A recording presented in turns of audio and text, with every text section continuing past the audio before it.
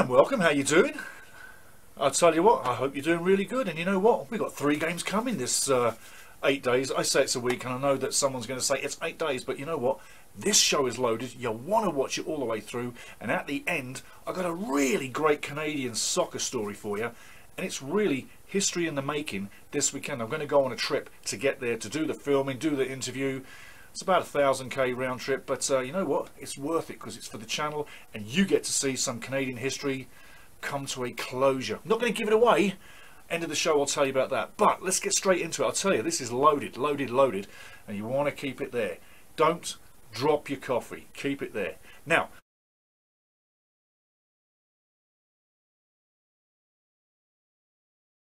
Steven Eustáquio has signed till 2027 with FC Porto. That's fantastic news.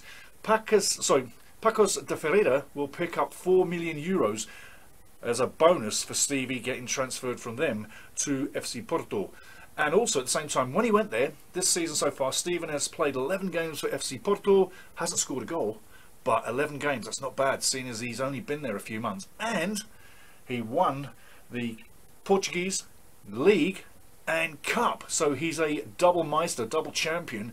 And I'll tell you what, it's working out really good for Steven at FC Porto. So there's a bit of news from our man Steven Eustáquio in the middle. God, I love this guy. I want to see more of him in these next 3 games, and I'm sure we will. Next up, like I say, keep it here because this show is rolling, people.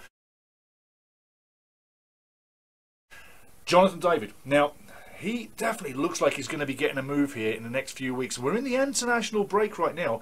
Don't be surprised if you start hearing some rumblings about Jonathan David going somewhere, because when you get into international breaks, that's when your agents can make a few trips here and a few trips there and start lining up guys to sign with other clubs. Well, keeping it short, Jonathan David, West Ham want him. Tottenham are trying to block that by bringing Jonathan David from Lille to Tottenham Hotspurs. At the same time, Manchester United want to pick him up and are showing interest in Jonathan David, and also Liverpool have cast their eye on him too. Now there's 4 good clubs there. It's a case of which do you choose, Jonathan? And also Arsenal's in the mix as well.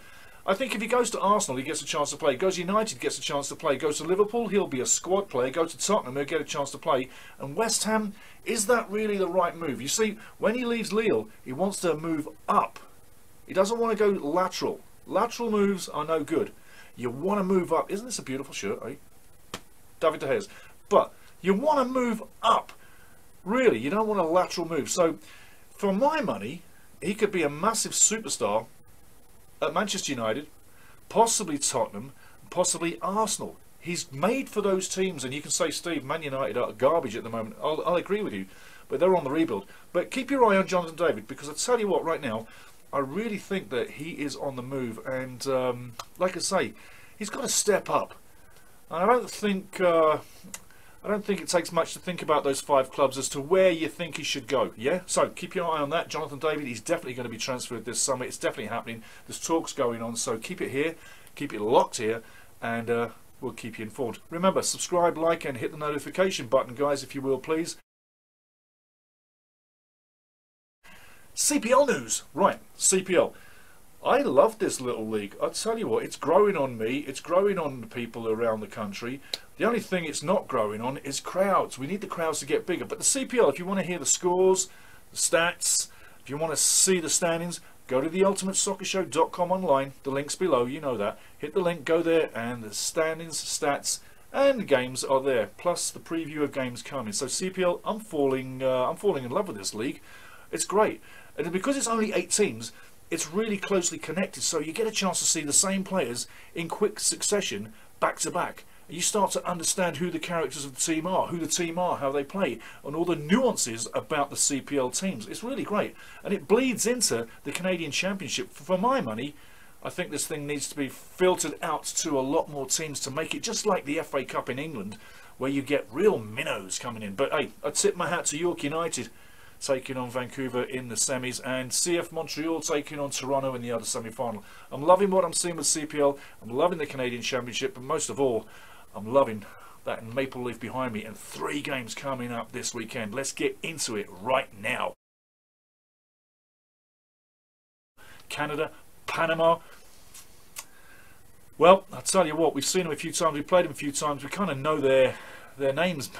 We know their shirts because we've been so close to them in the last qualification. But this is not the most perfect game, but you know what? It's definitely a big number to play. Panama are not an easy gig to go against, so I say take it for what it is. It's going to test our guys. It'll get us warmed up for the Curacao game, and then obviously Honduras on the final game on the 13th. But with the Panama-Honduras game, you know, it could go either way. I expect a Canadian win, I really do, and it all depends how much effort the guys put into this, yeah? So let's see on the day, are we going to sell out? There's another thing, is it going to be a sellout? And don't forget, if you haven't got your $30 ticket for the lower bowl, now's the time to go and get it, if you haven't got it already. So, 2 games are coming to BC Place, and everything looks good. I'm on a positive wave, the games are coming, and I think you can tell I'm a little bit buzzing, because I am. When that Maple Leaf starts to play, whew, I tell you what, it's a great day. Now, well, what do I think of a scoreline? What do you think of a scoreline? Yeah, down below, guys, you know what to do. Picture. What's the score going to be? What's your score going to be? Let us know down below, guys. And any of the comments that we've made so far, down below, make a comment, tell us what you think. But I'm thinking it's a win for Canada. It could be a 2-1, it could be a 3-1, it might just be a 1-0. Is it going to be a boring 0-0? I hope not. I hope not. But hey, have a great day. If you're in the studio and you're in the stadium and you're at home, it doesn't matter where you are, enjoy the game. It's going to be 3 games short succession. I'll tell you what, we deserve it. We love seeing these teams, and we love seeing these teams get beaten by us, and we love to see our guys. I'll tell you, I'm looking forward to it immensely. I really am tied to the floor because I'm just buzzing. I'll be taking off in a minute. So, this weekend, Canada-Panama, Sunday the 5th. Get into it, and hey, get the popcorn ready and a few drinks, and you'll be laughing. I tell you, you'll be absolutely laughing. So, drop your score down below, and guys, I'm a little bit sarcastic. Check this out, and I'll be back with you in a little while. Well, we have lots of good shirts on this show, guys. I hope you love this one, and it really does. It does speak of me. I am a little bit of a sarcastic so-and-so. I think some people get that, but if you didn't, this is for those that don't know I'm sarcastic, because it really is about sarcasm at times, because that's just who I am. So, today's shirt, chance of 99% sarcasm, but I'm not just today, it's every day, okay? So, there we go. Hope you love the shirt. Let me know down below. Okay, cheers. No, cheers. Cheers. So I'm a little sarcastic, as you can see, and that's part of the show. That's who I am. That's what I am. And if you want to be sarcastic with the comments down below, please bring it on. Because you know what? We're building a show. We're building a channel. We're building a family. And if you're a subscriber, you're not a subscriber. You're part of the works. You're part of the channel. You're part of the family. So I don't like using the subscriber button name, but if you've just joined, welcome in. And get used to this kind of flow. We've got a story coming up right at the end, and it's 100 miles an hour right through. So get ready. We've also got a show to tell you about coming as well. So you've got the score, you've got the sarcasm. Now we're going to take a look at the poll. Yeah, recently we had a poll on the YouTube channel, and it was a case of, well, hey, check this out, you'll see. Okay guys, we recently put a poll together on the YouTube channel, so we're looking for a little message on the community channel once and now and again. But the first question we posed was, Canada has 3 MLS clubs. Do we need a 4th? If yes, where? And what's your team name?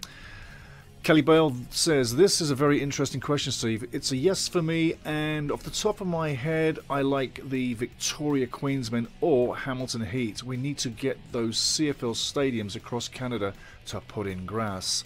I don't doubt that my city of Regina, Saskatchewan, could support an MLS club, if only if Mosaic Stadium. Mosaic Stadium could work there. I tell you what, it really could. Trouty McTrout writes, the Edmonton Poets. I love that one, the Edmonton Poets. That's just fantastic. Sohi Gamer, I think we should focus on developing of Canadian Premier League. It is a fully Canadian league. MLS represents USA, and all the profit it makes from Canada goes to the US Soccer Federation. Well done, Sohi. Mike T says, Northwest Territories watchers out of Yellowknife. Of course, they are in all black. And then Bobby B from Ottawa, his team name, Ottawa FC. And a funny one came in as well, Bryn Jones. says Legal Weeds. I answer, I don't know if that will help performance. So there was the poll, and we had a big scoring on the poll. Just so you know, 78% said yes, 22% said no. So 78% said they wanted a fourth MLS club, and 22% no. Great numbers. That gives you a little bit of an insight. 54 votes on that one as well. So it gives you a little insight as to what people are thinking around the country about a fourth MLS club. Interesting. Now, a couple of weeks ago, I warned everybody what I'd seen within officialising the referees in the game. And it was to do with women referees going to the World Cup, and something that I'd seen about a blitz attack problem for the female linesmen. Well, like I tell you, watch this, you'll see what I think about women referees straight off the bat, and you'll also think and see what I've found of the women linesmen that I do see as an issue. And I've found one already, and it was in the Canadian Championship last week. Just saying, what I see, I report on. Now you get to see some evidence about the linesman not being able to keep up with the final or the last defender on a blitz attack. Check this out, you'll love it. See you after that. Okay guys, a couple of shows ago I was talking about the women referees and women linesmen going to the FIFA World Cup in Qatar, and that I wasn't worried at all about the women referees that will officiate in the middle of the field, i.e. run the game. I'm not worried about those women. They know what they're doing. There won't be a problem. In fact, they may be better than the men, and it would be quite cool if one of those super women refs got to referee a big game in the knockout round. So now you know where I stand on that. But I did tell you about the Lions women being unable to keep up with play, and I've figured this out pretty quickly, but I've got a little bit of a blow-by-blow for you. Check out the picture. I mean, that's the first one. The second one is, that's where your linesman is, right there, yeah? And that's where the final defender is. Now, you know that the lines person, let's put it that way, should be level with the final defender. There's a good 10 or 15 feet distance there. So, what am I saying? Well, lineswoman cannot keep up with the last defender on a blitz attack. And I told you, it was a blitz attack only that I saw female referees having a problem keeping up with these super fit forwards and super fit defenders and super fit soccer players. They're soccer bots. They're so fit, it's unreal. Well, your referees and lines people are not as fit as the players.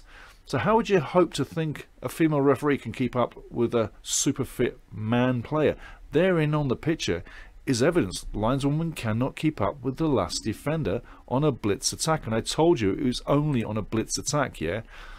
Therefore, she cannot judge an offside correctly. I also pointed that out as well. I'm not trying to be a smart ass here. I'm just trying to enlighten you guys as so, like I say, not being a smart ass, just saying it how it is. I'm not here trying to run the female or the women linesmen down. It's not that at all. But when you see something failing in the game, whether it's a man or a woman, doesn't matter. They are people within the game officializing. But if you see something breaking down, you've got to say something. Unless you don't see it, then you can't say something. But I saw it, and I'm saying something. If you agree with me, down below, guys, make a poetry comment. You know what you're doing. You're the greatest poets on this channel. Make a comment, tell me what you're thinking. And Bruce Duncan, loved the exchange the other day, very nice, very nice. Scotty Granville, going to be in touch with you, and I'll tell you what, keep it going. But yeah, the lineswomen, it's a subject that I think may occur again and again. Keep your eyes on that one. It's not a knock, like I say, but it's part of the game that's failing. Next show, we're going to be talking about a stadium in Qatar. Now, there's been a few videos done on that stadium. I'm not going to give it away, and there's many stadiums in Qatar, but I'm going to bring a show that's not been done in a different format to make you understand what's going on with a certain venue and what the aftermath will that be. So keep it locked here. Next show is going to be about a stadium in Qatar, probably not the one you're thinking about, so I'm just saying, but a solid video, some great footage. You're going to love it. Today's soccer story is about a Canadian referee, but before we get there, I just want to say, guys, thanks for subscribing, thanks for being with us, thanks for liking, and please, guys, like everything you can. Please like, because we need the hits and the algorithms to work for us, and then YouTube will love us more, and we'll go further and we'll have a bigger family, and we go live and there'll be more of this and more of this and more of this. So please like, subscribe, hit the notification button, and we are very grateful if you do. And hey guys, we put a lot of effort into this, so please reward us by helping us to build it. Now, last subject. This weekend I'm going on a long trip, and I'm going to go film a FIFA referee on his final game. I'm not going to give too much away, but Dave Gantar, Canadian FIFA referee, retired a little while ago, just a few months ago, but he's got one game left to do. That's the game I'm going to cover. We're also going to get an interview with Dave after the game, and basically we're going to bring that to you after the weekend. Also, we'll recap on what happened on Sunday against Panama, but that Dave Gantar FIFA referee story interview, you'll want to capture that next time out. So guys, thanks very much for tuning in. Love all of you. Keep it here. Subscribe like crazies. Pass it around, and let's build this, and let's go Canada on Sunday, because we need a win to start the ball rolling nicely, and then 2 wins after that would be lovely. And think about your FIFA rankings, guys, because this is going to help us too. Okay, we're through. Hope you enjoyed it. I'm having a laugh. I'm really pumped for the weekend. I hope you are too. Catch you next show. Cheers, guys. Hi, if you're tuning into this show, the Ultimate Soccer Show, for the very first time, just know that we try to bring you up-to-date news, flashes, and all the news we can on Canadian soccer and world soccer too, but mainly Canadian soccer. A lot of effort goes into these shows. Please like, subscribe, and hit the notification button. We really appreciate it. Thank you.